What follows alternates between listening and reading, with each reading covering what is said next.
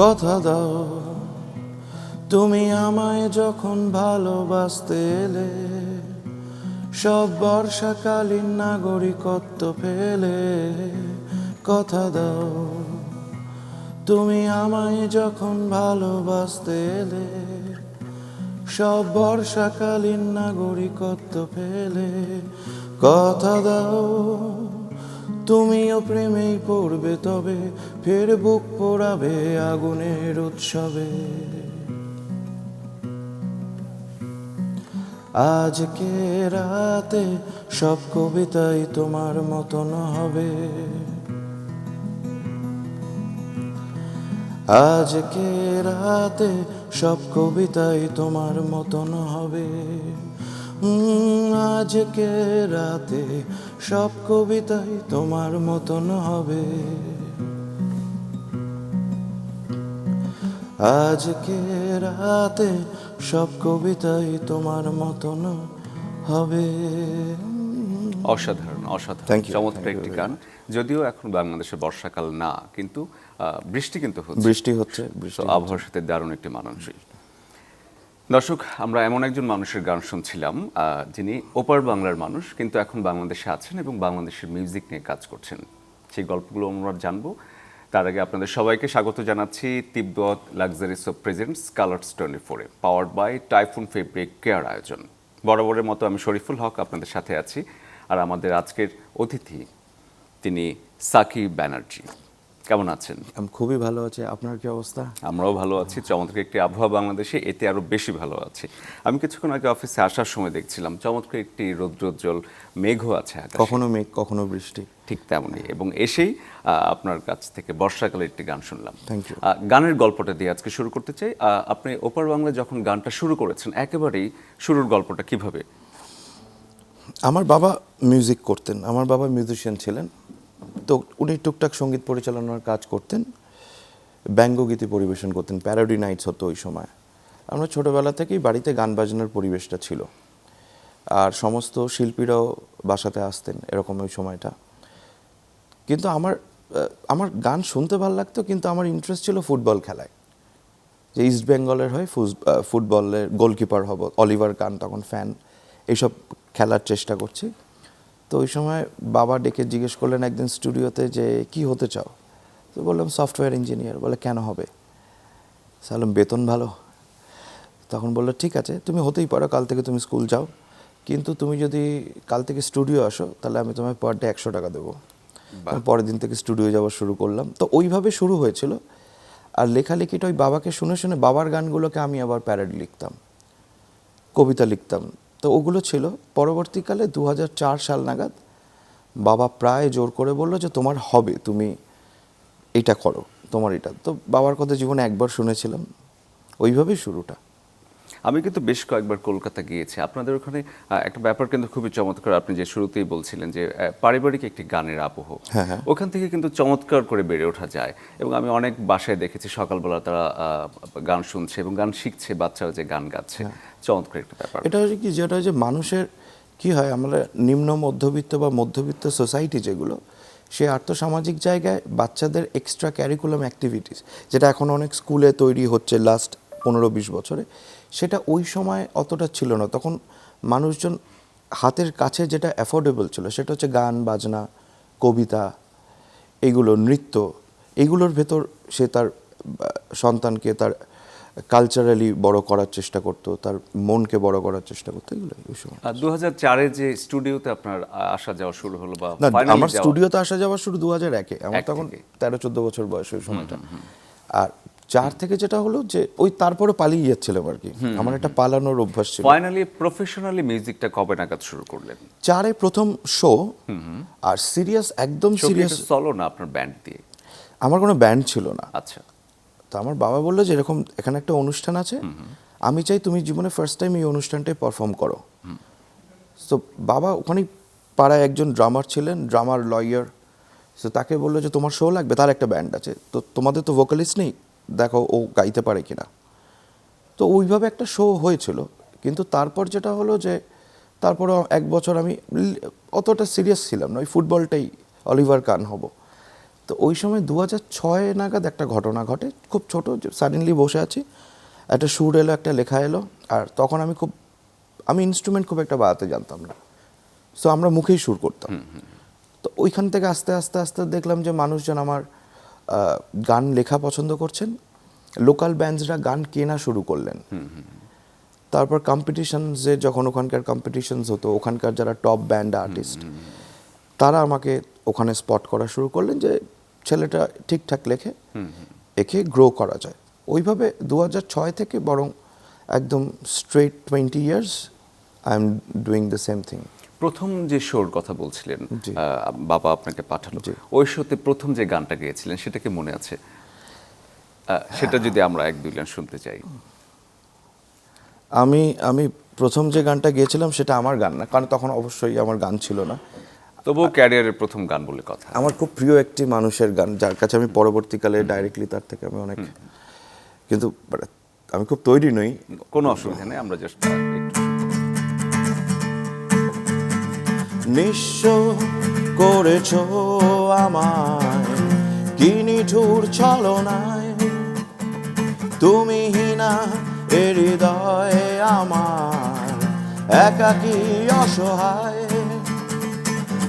বেহারানোর বেদনায় পুড়ে চলেছি সারাক্ষণ, কেন তুমি মিছে মায়ায় বেঁধেছিলে আমায় তখন, ফিরিয়ে দাও আমারই প্রেম, তুমি ফিরিয়ে দাও, ফিরিয়ে দাও হারানো দিনগুলো, এভাবে চলে যেও না।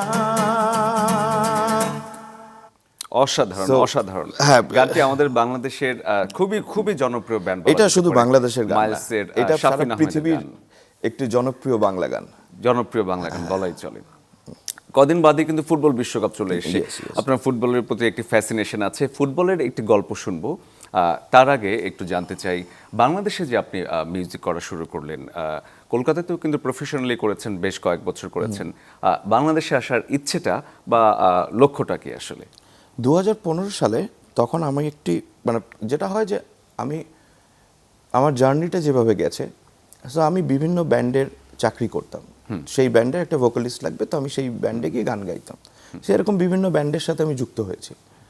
এবং 2000 ফ্রিল্যান্সার হিসেবে অ্যাজ আ ভোকালিস্ট, মানে ওই ব্যান্ডটা আমি ফর্ম করিনি। হ্যাঁ। তো ওই সময় একটা লাইন আপ আমি ফর্ম করেছিলাম। তো তার প্রথম, মানে যেটা হয় যে একটু ফিল্মে গান টান লিখে, তখন সদ্য একটা দুটো ফিল্ম অ্যাজ আ সঙ্গীত পরিচালক করেছি, তখন কিছু একটু হাতে টাকা পয়সা এসেছে, ওই টাকাটা দিয়ে আমি একটা অ্যালবাম বানাতে গেছি, আমার নিজের প্রথম অ্যালবাম। এবং সেটা বানাতে গিয়ে অফকোর্স আমি ব্যাংক্রাফট হয়ে গেলাম, যেটা হয় প্রথম বানানোর অভিজ্ঞতা। ওই সময় আমাদের শ্রদ্ধেয় গৌতম চট্টোপাধ্যায়ের ছেলে গৌরব চট্টোপাধ্যায়, লক্ষ্মীছাড়ার গাবুদা, ওর সাথে স্টুডিও দেখ, আর ওনার সাথে আমার অনেক দিন, উই আর ফ্যামিলি। সো উনি আমাকে বললেন যে তুমি বাংলাদেশে কেন অ্যালবামটা রিলিজ করার চেষ্টা করছো না? মানুষ তো অনেক, কলকাতার অনেক আর্টিস্ট আছেন, খুব দিকপাল আর্টিস্ট আছেন, যাদের গান কিন্তু প্রথম বাংলাদেশে পপুলার হয়েছে। তাহলে আমি আসলে ঠিক আছে, যেতে পারি। সো ওইভাবে একটি অডিও চ্যানেলের সাথে কথা বললাম, সেখানে এসে তারা বললো হ্যাঁ আপনার গান ভালো, আমি আপনাকে অ্যালবাম করব, এইভাবে শুরু হয়েছিল। তারপর 2018-তে বলে না ভাগ্য, প্রেম, ভালোবাসা, সেটাও যে মানুষটার সাথে জীবনে ঘটলে সে বাংলাদেশের মানুষ। সো ওইখান থেকে বিয়ের গল্পটা আমরা একটু শুনবো ফুটবলের সাথে মিলিয়ে। ক্যাকটাসের গল্পটা একটু শুনে নিই। ক্যাকটাসে কেমন কেটেছে আপনার? ক্যাকটাসে কি কি কাজ করেছেন?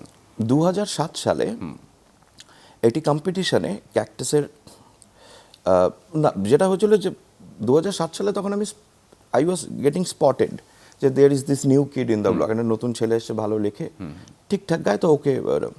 তো ওই সময় এটা চলছিল। ওই সময় ক্যাকটাসের যিনি ফাউন্ডার ভোকালিস্ট কর্ণধার সিদ্ধার্থ রায়, সিধুদার আমি বাসায় টুকটাক যেতাম, তাকে গান শোনাতাম এবং খুবই বিরক্ত করতাম গান শুনিয়ে। তো একদিন উনি জিজ্ঞেস করলেন যে তুমি কার সাথে থাকো, কোথায় থাকো? আমি দেখো আমি একাই থাকি।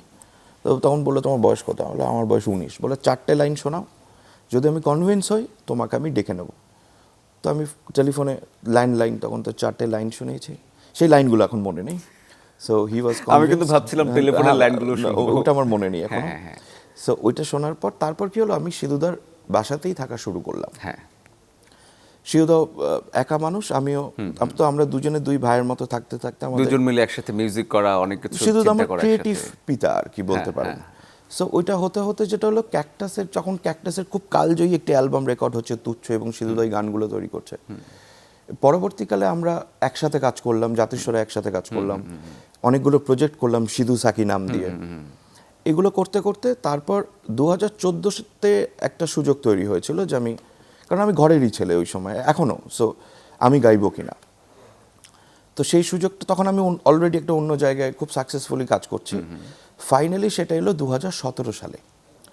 তো 2017 থেকে 2019, ওই 2.5-3 বছর তখন আমি ছিলাম। তারপর যেটা হলো যে আমি কিছু ডিফারেন্ট করতে চাইছিলাম, আমি আমার নিজের গানগুলো নিয়ে নিজের ব্যান্ডের একটা পারসু করতে চাইছিলাম।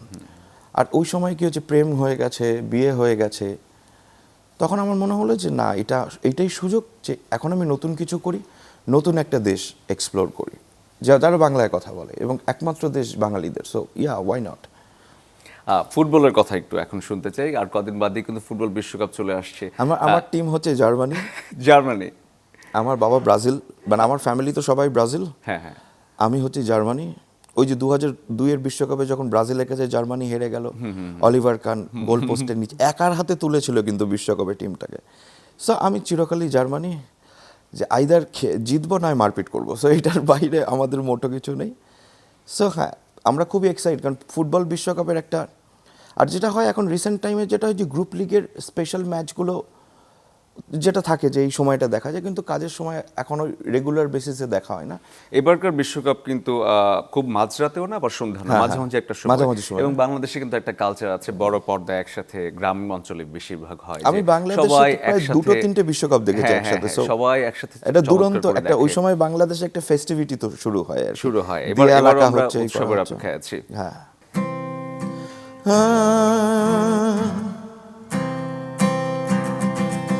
সেই যে হলুদ পাখি বসে জামরুল গাছের ডালে করতো ডাকাডাকি আমার শৈশবের সকালে।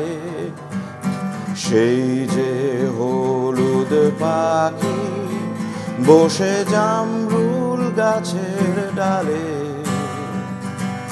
করতো ডাকাডাকি আমার শৈশবের সকালে। একদিন গেল রে, জানি না কোন সুদূরে ফিরবে না, সে কি ফিরবে না, ফিরবে না আর কোনো দিন, ফিরবে না, সে কি ফিরবে না, ফিরবে না আর কোনো দিন। সিদ্ধুদা, আপনারা দুজন মিলে চমৎকার ক্রিয়েটিভ সব কাজ করেছেন এবং অনেকটা দিন একসাথে কাটিয়েছেন। ওনার বাসাতেই চলে গিয়েছিলেন। আমি ওখানেই থাকতাম, ওখানেই বড় হয়েছে।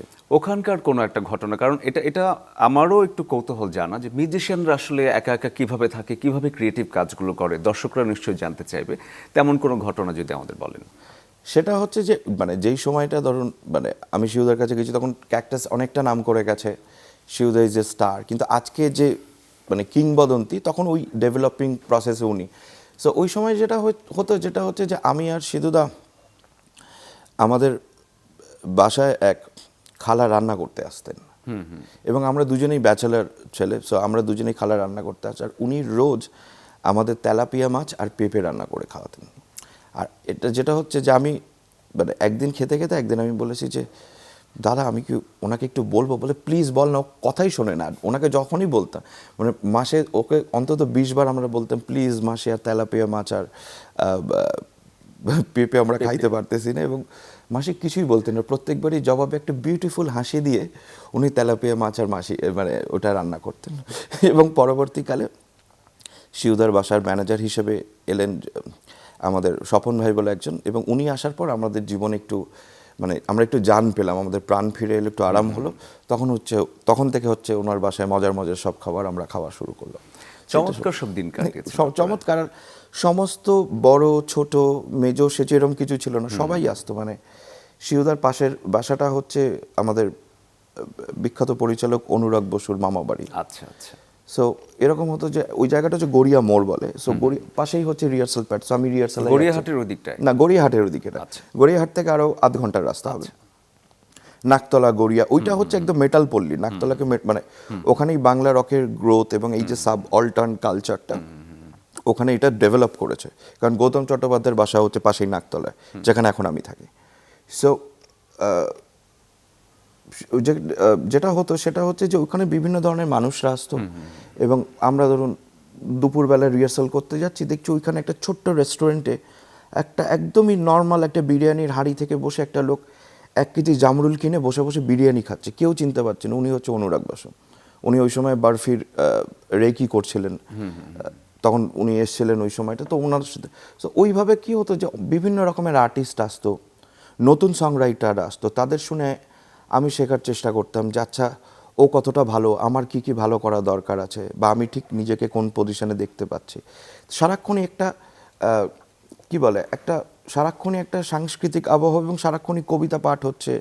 মানে কেউ একটা যে কোনো কবিতার বই নিয়ে এখন পাঠ ছোট্ট করতে করে পারে। জানতে ইচ্ছে করছে, এত কিছু ছেড়ে কেন এলেন এখানেও সেটাই করছি।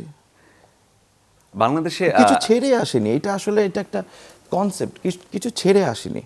বিষয়টা হচ্ছে যে কলকাতায় ক্যাকটাসের মতো ব্যান্ডে গাওয়ার পরে কলকাতায় বাংলা ব্যান্ড, বাংলা গান, মৌলিক গান, বাংলা অরিজিনালস গাওয়া ব্যান্ড করে, কারণ আমরা ব্যান্ড করা ছেলেগুলো, সেটা একটু ডিফিকাল্ট এবং সেটা কোথাও গিয়ে খুব বুদ্ধিমানের কাজ না। এখনকার কাজ নিয়ে জানতে চাই, কি নিয়ে ব্যস্ত আছেন? সো কলকাতা ঢাকার কিছু সিনেমা মুভি করছি, ওই যেটা আমি করি এজ এ সঙ্গীত পরিচালক গীতিকার।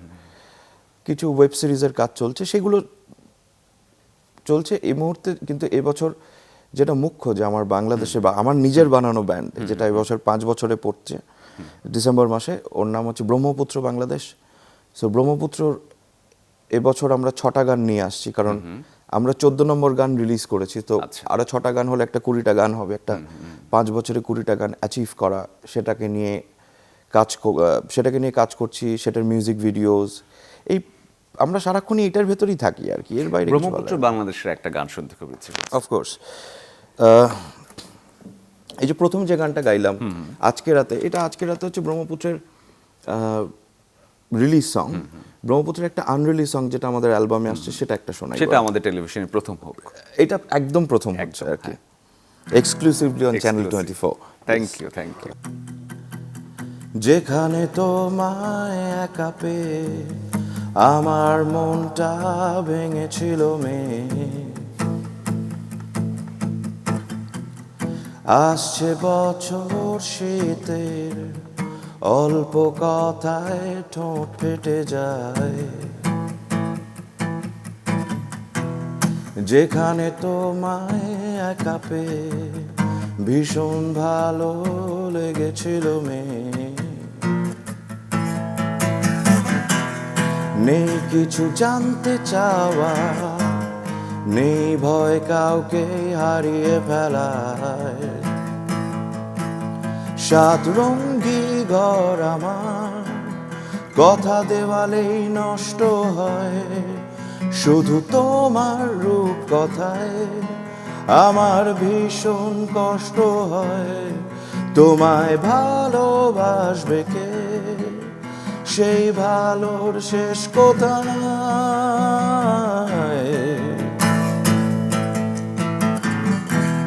যেখানে তোমায় একা পেয়ে, যেখানে তোমায় একা পেয়ে, যেখানে তোমায় একা পেয়ে।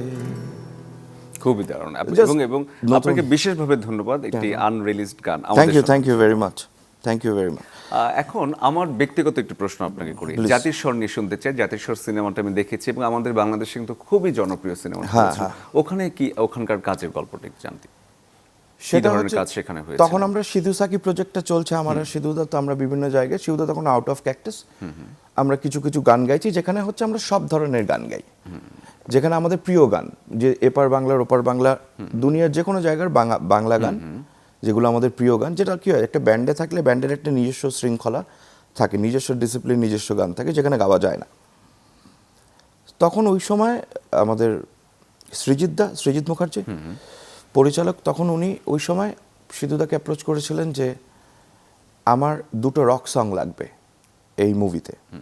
তখন সৃজিতদা আমাকে তখন একটু একটু চিনতেন, কারণ শিউদার বাড়িতে আড্ডায় উনি দেখেছিলেন আমরা গাই ঠাই। সো মজা যেটা হয়েছিল সেই সময়, তখন শিউদা বললো সাকির কাছে একটা দুরন্ত গান আছে যেটার নাম হচ্ছে সিংহরাশি রাক্ষসগণ, এই গানটাকে আমরা নিতে পারি। তো শিউদা ওখানেই, আমি তখনও কিছু জানি না, সো তাল ঠাল দিয়ে শুনিয়ে দিয়েছে গানটা। তো শ্রীদার পছন্দ হয়েছে, বলছে ঠিক আছে সাইকে ডাকো।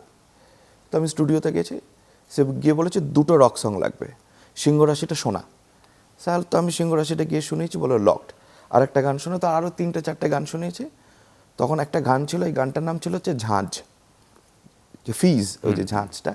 তো পরবর্তীকালে ওই গানটা ওটা নেয়, ওই গানটার নাম হচ্ছে বলো কোনটা প্রিয়। সো ওইটা হচ্ছে যখন এ তুমি কেমন তুমি গানটা লাস্টে আসছে, ওর আগে ওই যে ব্যান্ড কম্পিটিশনটায় যেই 2 ব্যান্ড পারফর্ম করছে, ওই দুটোই আমার গান। আচ্ছা আচ্ছা। তো তার মধ্যে একটা আমি নিজে পারফর্ম করছি, আর একটা আমার গিটার প্লেয়ারকে দিয়ে ওখানে অভিনয় করানো হয়েছিল, কোকো। সো এইভাবে গানটা হয়েছিল। এবং সিংহরাশি জাতিস্বর আমার প্রথম debut movie as a music director. এবং ওই সময় 21টা বোধহয় গান ছিল, 4টে মিউজিক ডিরেক্টর ছিলেন, কবির সুমন সাহেব, সিধুদা, অনুপম রায়, আমি, আর ইন্দ্রদীপ দাশগুপ্তও ছিলেন। উনি ছিলেন ব্যাকগ্রাউন্ড মিউজিকে ছিলেন এবং কবির সুমন সাহেবের অ্যাসোসিয়েট ছিলেন সম্ভবত। সো সেখানে মানে আমি তখন হাফ মিউজিক ডিরেক্টর, যেহেতু আমার ডেবিউ, তো 4.5খানা মিউজিক ডিরেক্টর নিয়ে। তো ওটা দ্যাট ওয়াজ আ কী হয়েছে, একটা ডেবিউ যখন অনেক সুন্দর হয়ে যায়, একটু গ্র্যান্ড হয়ে যায়, তখন একটা বেসিক বুস্ট পাওয়া যায়। আর ওই প্রথম যেটা হয় যে আপনি সবসময় দেখেছেন আপনার বড় ভাইদের গান শুনে জনতা কাঁদে, হাসে, চিৎকার করে, গানটা একসাথে গায়। সো যখন আমি কোরাস লাইনটা প্রথম যখন আমি স্টেজে গাওয়া শুরু করলাম, আমি সিংহ রাশি রাক্ষস, ঠিক এই গানটাই শুনবো আমরা। জাতিস্বরের গান, যেহেতু জাতিস্বরের কথা উঠলো, জাতিস্বরের গান তো শুনতেই হবে।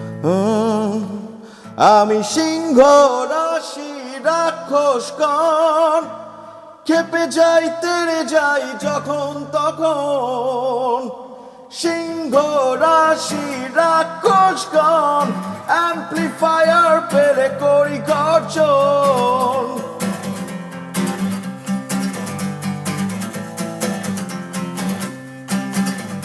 আমি সিংহ রাশি রাক্ষসগণ, খেপে যাই তেড়ে যাই যখন তখন, সিংহ রাশি রাক্ষসগণ, অ্যাম্প্লিফায়ার পেলে করি গর্জন। এবারে জানতে চাই, বাংলাদেশের সিনেমাতে আপনি গান করছেন বা কাজ করছেন। হ্যাঁ, বাংলাদেশের সিনেমা, সেটা একটু জানতে চাই। আমাদের ভুবন মাঝি গন্ডি যিনি বানিয়েছেন, স্বনামধন্য পরিচালক ফখরুল আরিফিন ভাই, ওনার একটা মুভি কাজ চলছে, নীল জোছনা। সো নীল জোছনায় আমার কাজটা একটু ইন্টারেস্টিং। আমি অ্যাপার্ট ফ্রম আমি আর আমার ব্যান্ডের গিটার প্লেয়ার সৈয়দ রেজা আলী এবার আমার সাথে যুক্ত হয়েছে ব্যান্ডের এইটার আবহ সঙ্গীত বানানোয়। আর যেটা হচ্ছে যে এইটাই আমি লিখিনি অথবা সুর করিনি, যেটা হচ্ছে যে বাংলাদেশের প্রচুর নতুন এবং একটু পুরনো হয়েছে, অতটাও পুরনো নয়, এরকম অনেক ট্যালেন্টেড সিঙ্গার সংরাইটার উঠে এসেছে। তাদেরকে, তাদের গানগুলোকে আমি মেন্টর করছি বলতে পারেন। সো পুরো গানটাকে গুছিয়ে দেওয়া, পুরো অ্যারেঞ্জমেন্টটা শুনে আরও কী হতে পারে, পুরো জিনিসটাকে তাহলে কী হয় যে আরও অনেক নতুন আর্টিস্ট ডেভেলপ করছি। তো এই সুযোগটা আমাকে আরিফিন ভাই নিজে দিয়েছেন। এটা বাংলাদেশের আপাতত একটি কাজ যেটি আমি করছি। আচ্ছা, আর ভবিষ্যতে আমাদের মিউজিক নিয়ে, বা যেহেতু আমাদের মিউজিক আপনি এখন করছেন, এটা নিয়ে ব্যান্ড গড়া বা কি পরিকল্পনা সামনে, মানে কি কত দূর এগোতে চান, কি কি করতে চান মিউজিক নিয়ে? এটা আসলে বাংলা মিউজিক, মানে এখানে আসলে কোনো পার্সনস নেই, like first second third, there is no person. এটা আমাদের সবার মিউজিক এটা, কারণ ভাষাটা এক। সো ভাষা যে মুহূর্তে এক হয়, সেই জায়গায় গিয়ে সঙ্গীত, সেই জায়গায় গিয়ে তখন যত ভাষা, এই মানুষ যদি একটা স্প্যানিশ লোক বা একজন আমেরিকান গিটার প্লেয়ার, সে যখন বাংলা কথা বলে বা বাংলা বোঝে, তখন ওই গানটা তারও, ভাষাটাও তার হয়ে যায়। তো এইভাবে আমি পুরো জিনিসটাকে কখনো আলাদা দেখিনি, আমি পুরো জিনিসটাকে একই দেখি, এবং প্রত্যেকটা বাঙালি কোথাও গিয়ে সেটা তাই করে। সো আমার কাছে মনে হয় যে আরও গান, আরও লেখা, এবং যেটা এমন কিছু লিখতে চাই, এমন কিছু লিখছি বা চেষ্টা করি যেটা মানুষকে কোথাও গিয়ে হিল করে, সারিয়ে তোলে। সেটাকে নিয়ে সে ডিপ্রেশনে যাবে না, বা সেটাকে নিয়ে সে অন্য কোনো ভুল পথ অবলম্বন করবে না।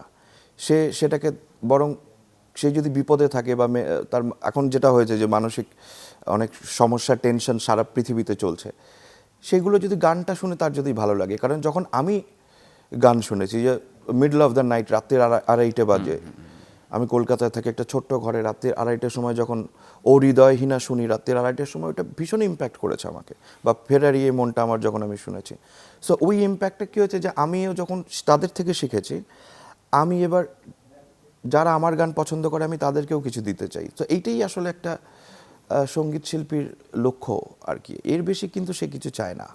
সবশেষে বলছিলেন আপনি যারা আপনাকে পছন্দ করে, আপনার গানকে পছন্দ করে। আমরা অনুষ্ঠানের একেবারে শেষ পর্যায়ে চলে এসেছি। আপনার যারা আপনাকে পছন্দ করে তাদের জন্য আপনার পছন্দের একটি গান আমরা শুনবো।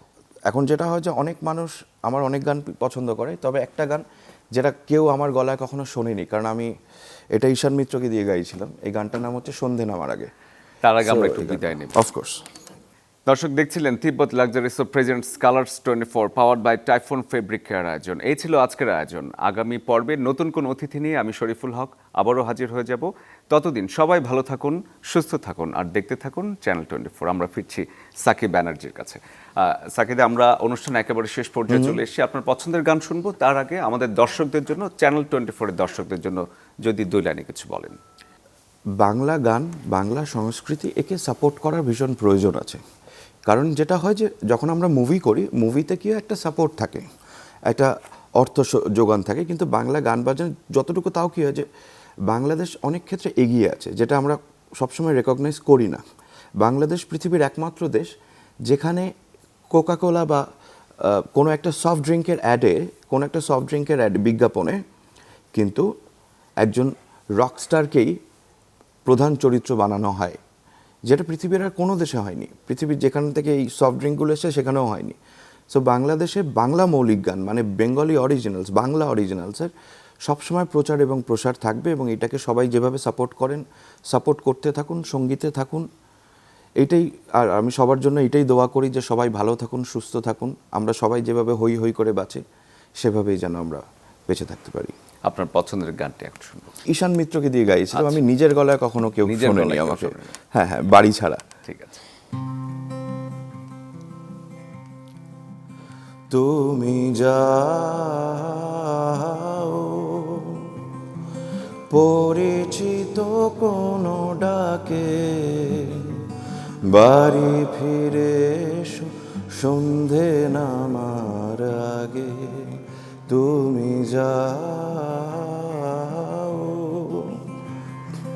পরিচিত কোনো ডাকে, বাড়ি ফিরে এসো সন্ধে নামার আগে। দিবস রজনী তোমাতে সজনী, বাড়ি ঘর মাখামাখি, ব্যাকুল বাসরে যে আলো দুঃখ, সে আলোতে আমি থাকি। তুমি যাও যে শুধু তোমারই থাকে, বাড়ি ফিরে এসো সন্ধে নামার আগে, বাড়ি ফিরে এসো সন্ধে নামার আগে।